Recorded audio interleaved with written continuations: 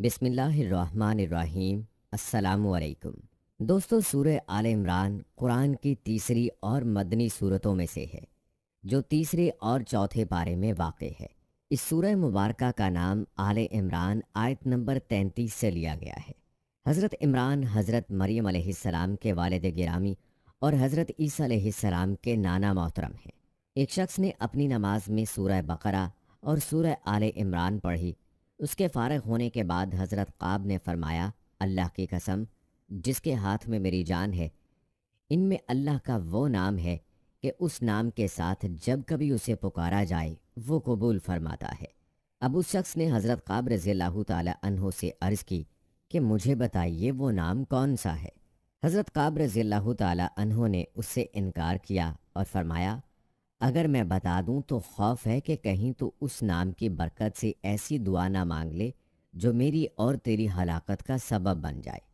حضرت ابو امامہ فرماتے ہیں، تمہارے بھائی کو خواب میں دکھلایا گیا کہ گویا لوگ ایک بلند و بالا پہاڑ پر چڑھ رہے ہیں۔ پہاڑ کی چوٹی پر دو سرسبز درخت ہیں اور ان میں سے آوازیں آ رہی ہیں کہ کیا تم میں کوئی سورہ بقرہ کا پڑھنے والا ہے؟ کیا تم میں سے کوئی سورہ آل عمران کا پڑھنے والا ہے؟ جب کوئی کہتا ہے کہ ہاں، تو وہ دونوں درخت اپنے پھلوں سمیت اس کی طرف جھک جاتے ہیں اور یہ اس کی شاخوں پر بیٹھ جاتا ہے اور وہ اسے اوپر اٹھا لیتے ہیں۔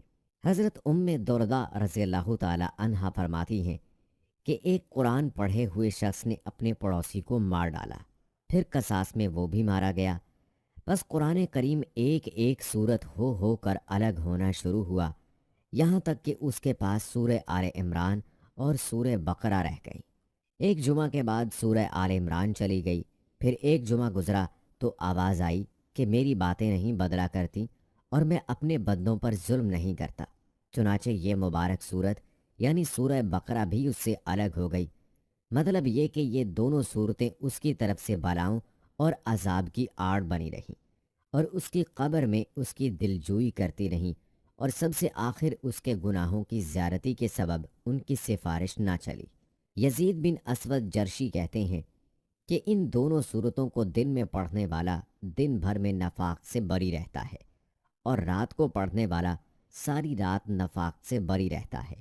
خود حضرت اپنے معمولی وظیفہ قرآن کے علاوہ ان دونوں صورتوں کو صبح و شام پڑھا کرتے تھے، بلکہ سورہ آل عمران کی آیت نمبر 18 کی بہت ہی زیادہ فضیلت ہے۔ بیان کیا جاتا ہے کہ یہود کے دو بڑے علماء ملک شام سے مدینہ طیبہ میں وارد ہوئے۔ مدینہ کی بستی کو دیکھ کر آپس میں تذکرہ کرنے لگے کہ یہ بستی تو اس طرح کی ہے جس کے لیے تورات میں پیشین گوئی آئی ہے کہ اس میں نبی آخر الزمان صلی اللہ علیہ وآلہ وسلم قیام پذیر ہوں گے۔ اس کے بعد ان کو اطلاع ملی کہ یہاں کوئی بزرگ ہیں جن کو لوگ نبی کہتے ہیں۔ یہ حضرت صلی اللہ علیہ وآلہ وسلم کے خدمت میں حاضر ہوئے۔ آپ صلی اللہ علیہ وآلہ وسلم پر نظر پڑتے ہی وہ تمام صفات سامنے آ گئیں جو تورات میں آپ صلی اللہ علیہ وآلہ وسلم کے لیے بتلائی گئی تھیں۔ حاضر ہو کر عرض کیا کہ آپ محمد صلی اللہ علیہ وآلہ وسلم ہیں؟ آپ صلی اللہ علیہ وآلہ وسلم نے فرمایا ہاں۔ پھر عرض کیا کہ آپ احمد ہیں؟ آپ صلی اللہ علیہ وآلہ وسلم نے فرمایا ہاں، میں محمد ہوں اور احمد ہوں۔ پھر عرض کیا کہ ہم آپ صلی اللہ علیہ وآلہ وسلم سے ایک سوال کرتے ہیں، اگر آپ صلی اللہ علیہ وآلہ وسلم اس کا صحیح جواب دیں تو ہم ایمان لے آئیں گے۔ آپ صلی اللہ علیہ وآلہ وسلم نے فرمایا دریافت کرو۔ انہوں نے سوال کیا کہ اللہ تعالیٰ کی کتاب میں سب سے بڑی شہادت کون سی ہے؟ اس سوال کے جواب کے لیے سورہ آل عمران کی آیت نمبر 18 نازل ہوئی۔ آپ صلی اللہ علیہ وآلہ وسلم نے ان کو پڑھ کر سنا دی۔ یہ دونوں اسی وقت مسلمان ہو گئے۔ اسی طرح حضرت غالب قطان فرماتے ہیں، میں کوفے میں تجارتی غرض سے گیا اور حضرت آمش کے قریب ٹھہرا۔ رات کو حضرت آمش تہجد کے لیے کھڑے ہوئے، پڑھتے پڑھتے جب اس آیت تک پہنچے اور فرمایا کہ میں بھی شہادت دیتا ہوں اس کی جس کی شہادت اللہ نے دی، اور میں اس شہادت کو اللہ کے سپرد کرتا ہوں، یہ میری امانت اللہ کے پاس ہے۔ پھر کئی دفعہ یہ آیت پڑھی۔ میں نے اپنے دل میں خیال کیا کہ شاید اس بارے میں کوئی حدیث سنی ہوگی۔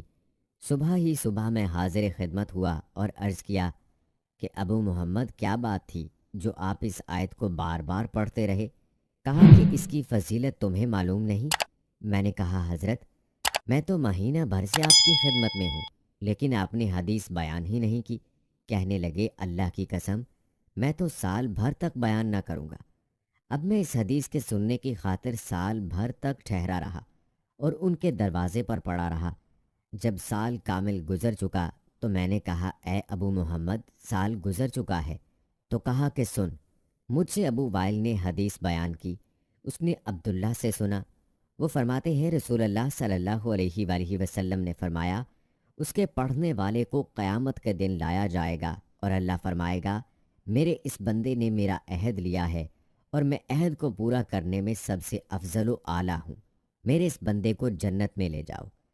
اسی طرح حضرت ابو ایوب انصاری رضی اللہ تعالی عنہ سے مروی ہے کہ رسول اللہ صلی اللہ علیہ وآلہ وسلم نے فرمایا کہ جو شخص ہر فرض نماز کے بعد سورہ الفاتحہ، آیت الکرسی اور آیت شاہد اللہ اور قل اللہم مالک الملک سے بغیر حساب تک پڑھے تو اللہ تعالیٰ اس کے سب گناہ معاف فرمائیں گے اور جنت میں جگہ دیں گے اور اس کی 70 حاجتیں پوری فرمائیں گے، جن میں کم سے کم حاجت اس کی مغفرت ہے۔ اسی صورت میں اہل دانش و بینش کو اللہ تعالیٰ کی مخلوقات آسمان و زمین اور دن رات میں غور و خوض کی دعوت دی گئی ہے، اور اللہ کے برگزیدہ بندوں کی 5 دعاؤں کا تذکرہ ہے جنہیں شرف قبولیت حاصل ہے۔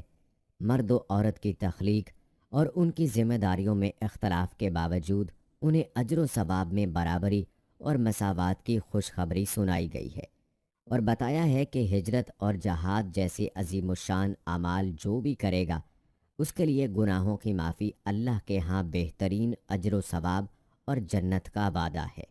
کافروں کے پاس مالی وسائل کی فراوانی اور عیش و عشرت کو دیکھ کر دھوکے میں نہیں پڑنا چاہیے، یہ عارضی اور معمولی فوائد ہیں، آخرت میں ان کا بدترین ٹھکانہ جہنم ہے۔ متقین کے لیے نہریں اور باغات اور اللہ کے ہاں بہترین مہمانی ہے۔ اہل کتاب میں بعض انصاف پسند بھی ہیں جو قرآن اور نبی السلام پر ایمان لانے کی نعمت سے سرفراز ہیں۔ سورہ آل عمران کی آخری آیت میں دین پر ثابت قدمی اور میدان جہاد میں مورچوں میں کفر کے مقابلہ میں ڈٹ جانے والوں کو دائمی فلاح و کامرانی کی نوید سنائی گئی ہے۔ حدیث شریف میں آتا ہے کہ حضور علیہ السلام تہجد کے وقت جب بیدار ہوتے تو سورہ آل عمران کی آخری 11 آیتیں آسمان کی طرف رخ کر کے تلاوت فرمایا کرتے۔ آپ صلی اللہ علیہ وآلہ وسلم نے فرمایا ہلاکت ہے اس شخص کے لیے جو ان آیتوں کی تلاوت کے باوجود کائنات کے اندر اللہ کی نشانیوں میں غور و خوض نہ کرے۔ یہ صورت مدینہ طیبہ میں نازل ہوئی، اس کے 20 رکوع اور 200 آیات ہیں۔ سورہ آل عمران میں توحید کے 2 ایسے پہلو نمایاں کیے گئے ہیں جن میں جلالت و جبروت اور اللہ تعالیٰ کا ہمیشہ زندہ اور قائم رہنا بیان ہوا ہے، جس سے واضح ہوتا ہے کہ جب کچھ نہیں تھا تو اللہ تعالیٰ کی ذات اس وقت بھی موجود اور قائم تھی، اور جب ہر چیز فنا کے گھاٹ اتر جائے گی تو اس وقت بھی ذات قبریہ قائم و دائم رہے گی۔ اس صورت کے نازل ہونے کا پس منظر یہ ہے کہ نجران کا علاقہ جو شام اور مدینہ منورہ کے درمیان واقع ہے، وہاں سے عیسائیوں کا ایک نمائندہ وفد رسول کریم صلی اللہ علیہ وآلہ وسلم کی خدمت میں حاضر ہو کر اسلام اور عیسائیت کے بارے میں گفتگو کرتا ہے، اور ساتھ ہی حضرت عیسیٰ علیہ السلام کے بارے میں اپنے عقیدے کا اظہار کرتے ہوئے کہتا ہے کہ وہ اللہ تعالیٰ کی الوحیت میں شامل ہیں۔ سورہ بقرہ میں زیادہ تر یہودیوں کے کردار اور اعتراضات کا جواب دیا گیا ہے، جس میں ضمناً عیسائیوں کا ذکر ہوا تھا، لیکن اس سورہ مبارکہ میں خطاب کا اکثر رخ عیسائیوں کی طرف ہے، جس میں ان کے عقائد و نظریات اور حضرت عیسیٰ علیہ السلام کے بارے میں ان کے شبہات کا جواب دیا گیا ہے۔